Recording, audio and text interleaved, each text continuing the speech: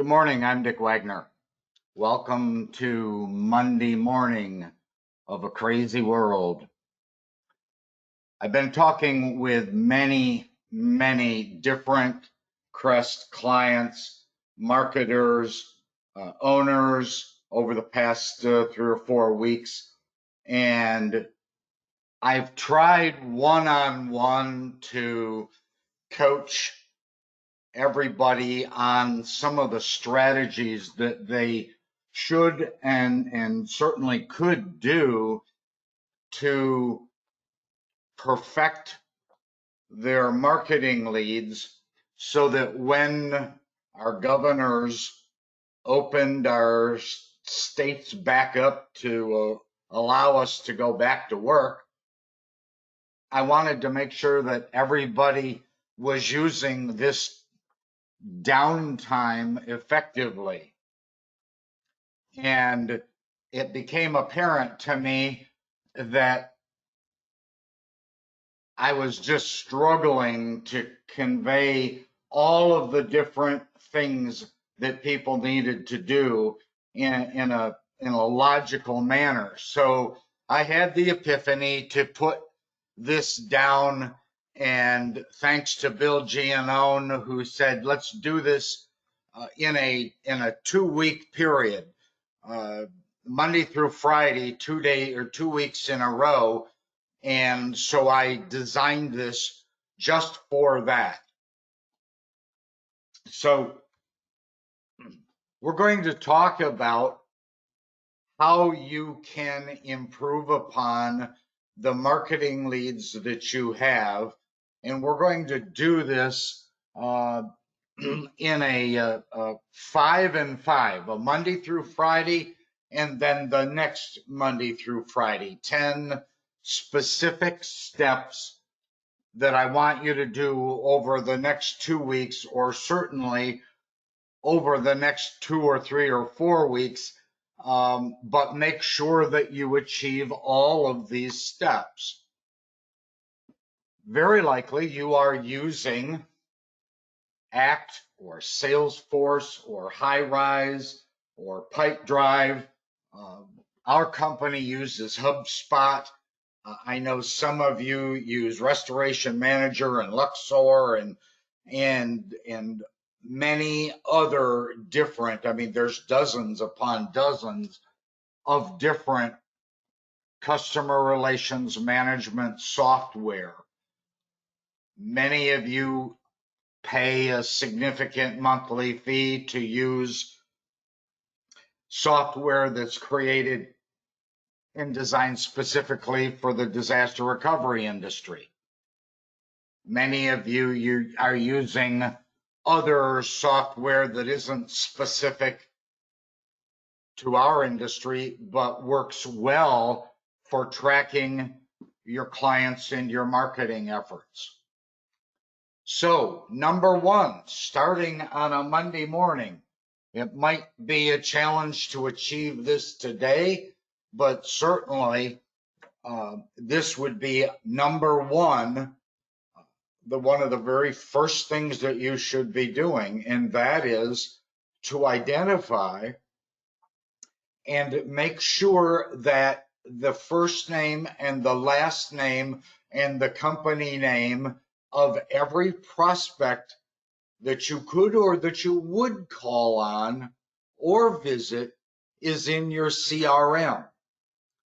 I want to point out here that I have had salespeople say to me, well, our owner doesn't want us to put any prospect or any information in the CRM unless we're actually visiting them.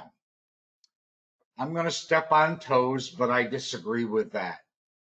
Your CRM, customer relations management software, is or should be where you enter every potential prospect that you want to target.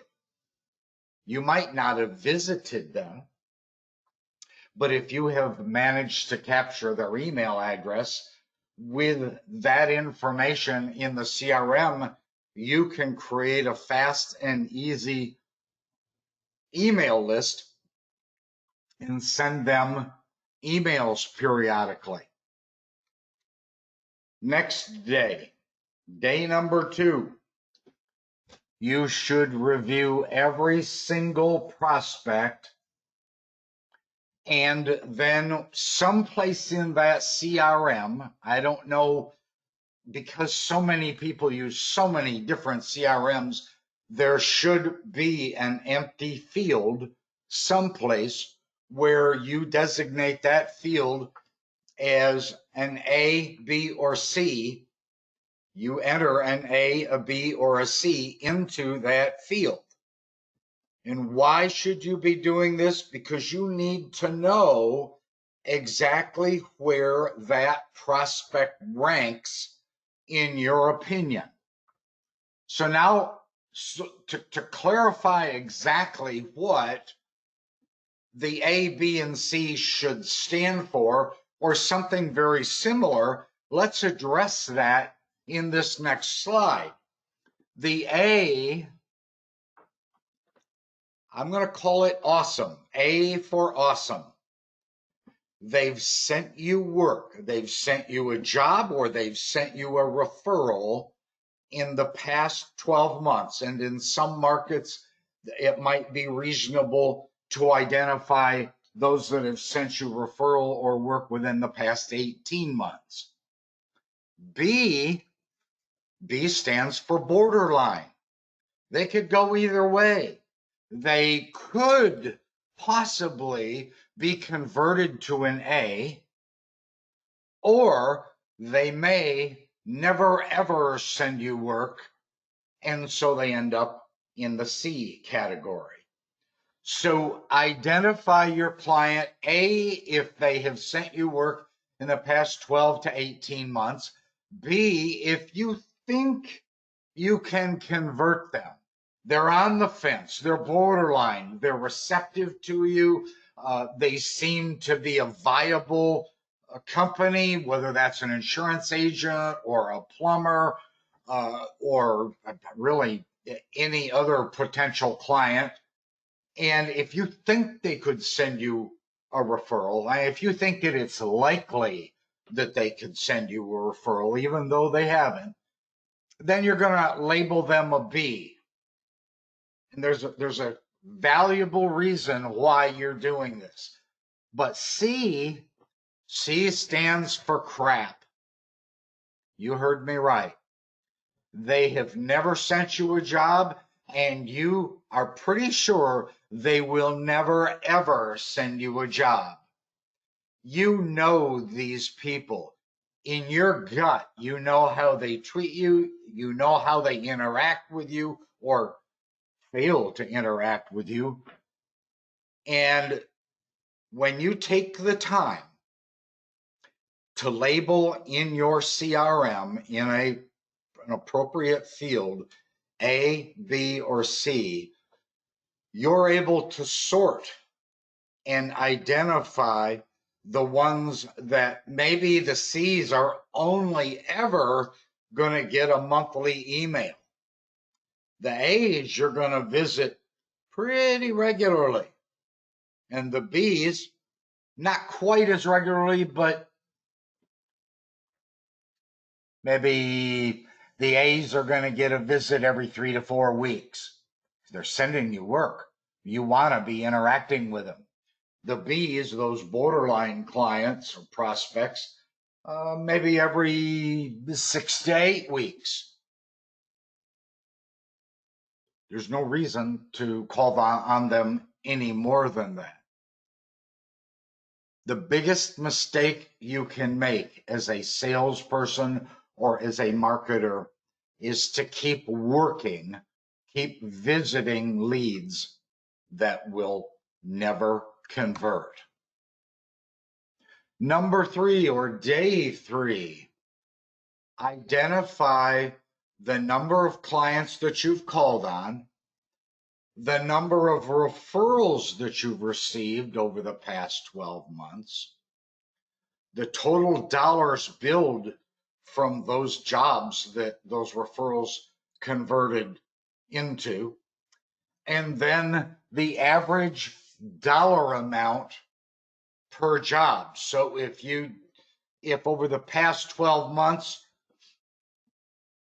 you had $200,000 worth of work, and that $200,000 worth of work came from 20 clients, then that's pretty easy math to know that your average dollar amount per job was $10,000. And Bill, if you're listening, make sure I did the math on that. Number 4, or day 4. These are in what I would consider a logical order.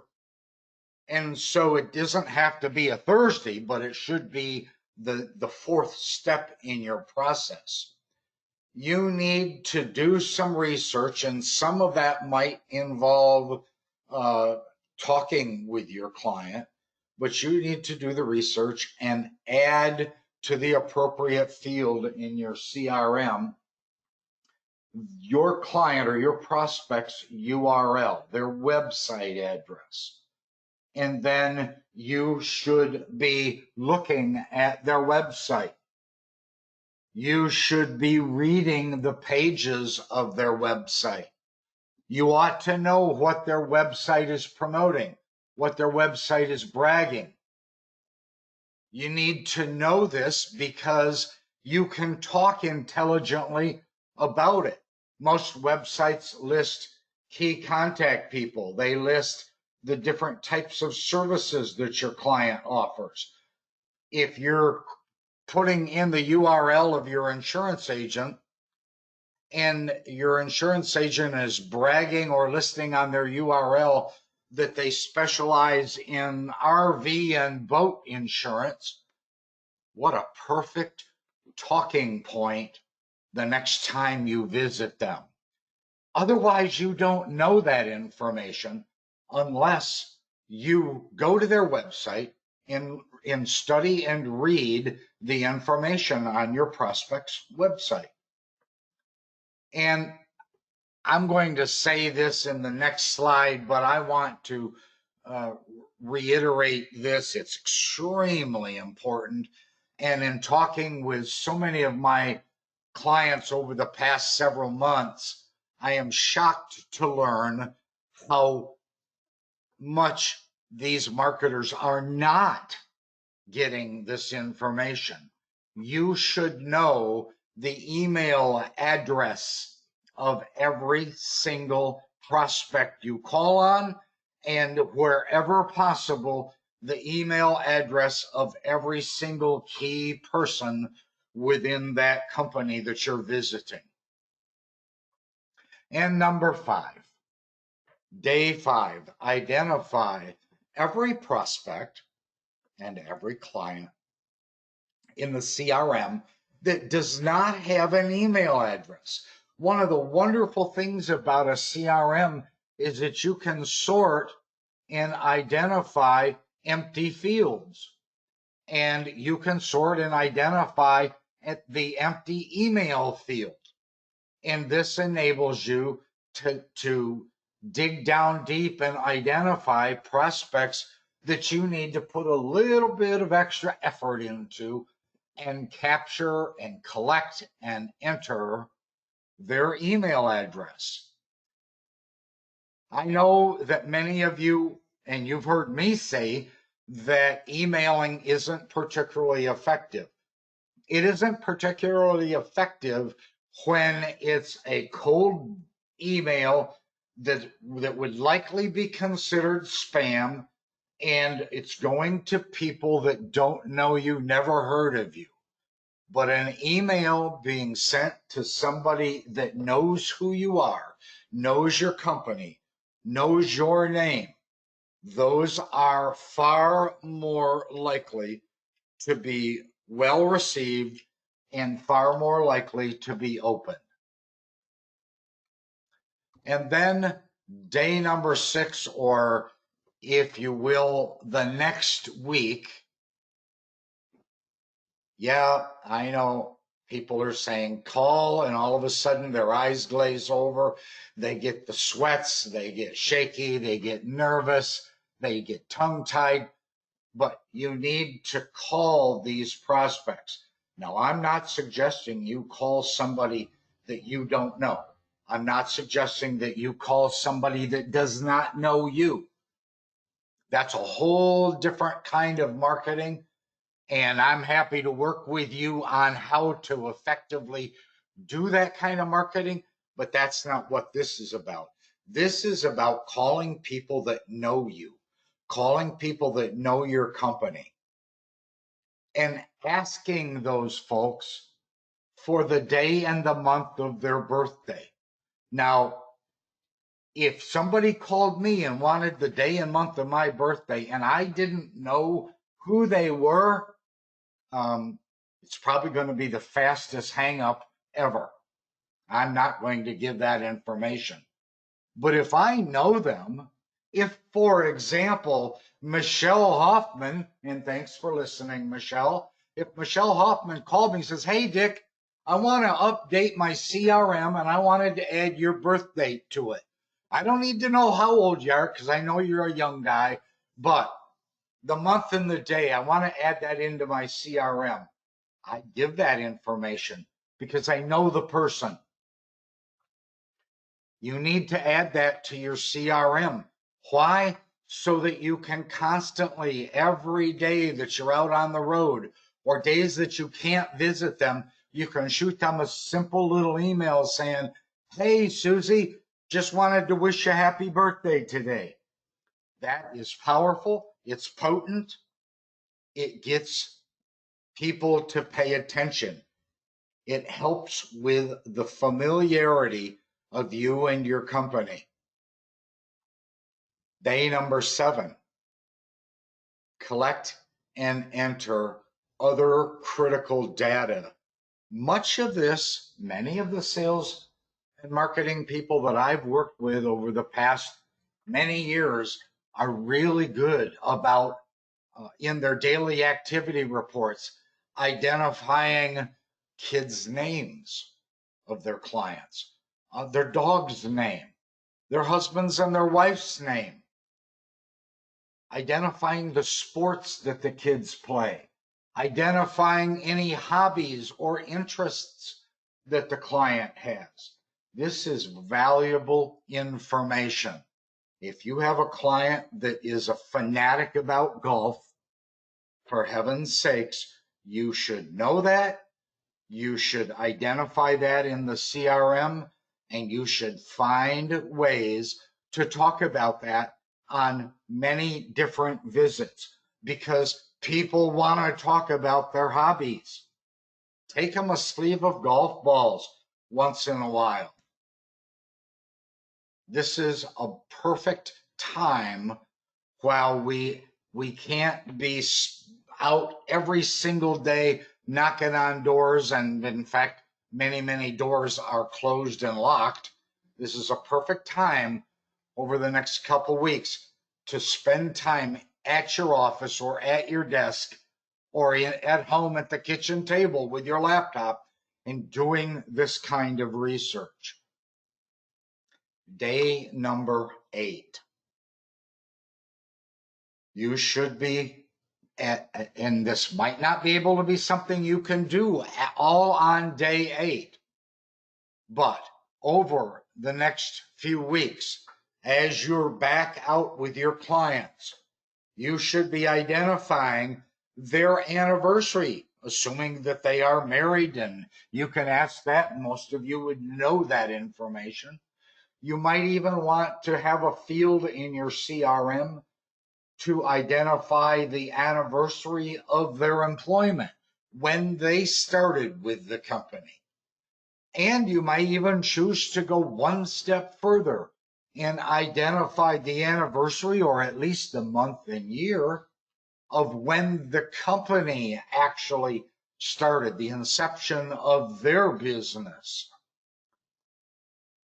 In almost every CRM, there are blank fields that you can take to utilize for this kind of information.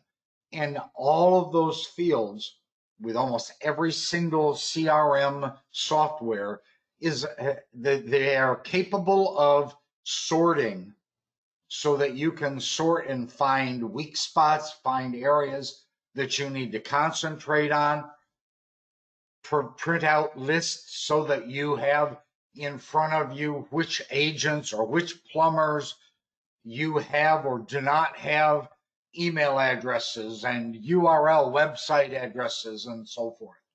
And that would even go one step further in calling on commercial properties. Get the GM's information, get their email address. Remember, part of the marketing success is developing a strategy of familiarity. The more people hear your name, the more people hear your company name, the more they're exposed to it, the more they're reminded of it, the more it's in front of them, the more impact you are making in their mind. And people are more comfortable doing business with or saying yes or being receptive when they are familiar with something. If they're totally unfamiliar with it, they've never heard of your name or the company name, they are far more likely to shut you down and tell you no. Number 9. Oh, this is the fun one. Now that you have gathered all of that critical information, now that you have identified your awesome clients, your borderline clients, and your crap prospects, A, B's, and C's, create routes, daily routes. If you are a marketer that goes out on the road Monday, Tuesday, Wednesday, Thursday, Friday, 4 weeks a month, then create 20 routes, 20 different routes. Or maybe your A and B lists are short enough that you're going to try to visit every 3 weeks. Change it up a little bit. And so as you're visiting every 3 weeks, that rotation should have maybe 15 different routes so that you're visiting these clients every third or every fourth week, every third week, every 3 weeks, identifying on your list the A's and the B's. I'm comfortable with marketers that visit when they've pared down their list, their A and B list, legitimately. I'm comfortable with visiting every 3 to 4 weeks, and I'm really good with 3 weeks where practical, and I'm good with every 6 to 8 weeks for your B list. And so you're going to have to create routes so that those are appropriately incorporated in. Number 10, or the last day, when you have created your routes and you have identified who the prospects are, now you should be logging in and you should be identifying the Maven articles that you want to hand out on those visits. And you can extrapolate that out over the next several months and know that, okay, I'm going to be visiting the A plumbers 4 times in the next 3 months. Print out 4 different Maven articles that you're going to leave behind, that you're going to hand out on each of those 4 visits over the next 3 months. Same thing with insurance agents, same thing with hotels and nursing homes and daycare centers. Folks, what I'm trying to do here is, because I've talked to dozens and dozens of you about these strategies, I tried to put this all into a logical sequence and identify in writing each different step that you should and can take so that you can work toward perfecting your marketing leads. If you don't perfect your marketing leads, if you don't have a good handle on who those prospects are and their status with you, then you're just and I've used this description many times. Put a blindfold on, make sure your shotgun is loaded, go out into the duck blind, listen for the ducks flying overhead, aim your shotgun up in the air and pull the trigger. Are you going to hit a duck every once in a while? Yes, you are. But that's not a very effective and practical and useful way to hunt. And folks, you are hunting when you're out there in the marketplace calling on prospects and candidates to send you business. So please make sure that you follow these 10 steps, not necessarily over the next 2 weeks, but certainly over the next 30 days while we're kind of quarantined in our homes and limited to our offices. Thanks, folks. I'm Dick Wagner. I hope this has been useful and valuable. This will be converted to a recorded video. And for everybody that was on this webinar and all of those that I don't have an email address, please send me your contact info and I will send you the YouTube link to this, because this is going to be on YouTube, but it's unlisted, so you won't be able to see it unless I send you the link. Thanks for watching. Have a great day. Stay safe, folks.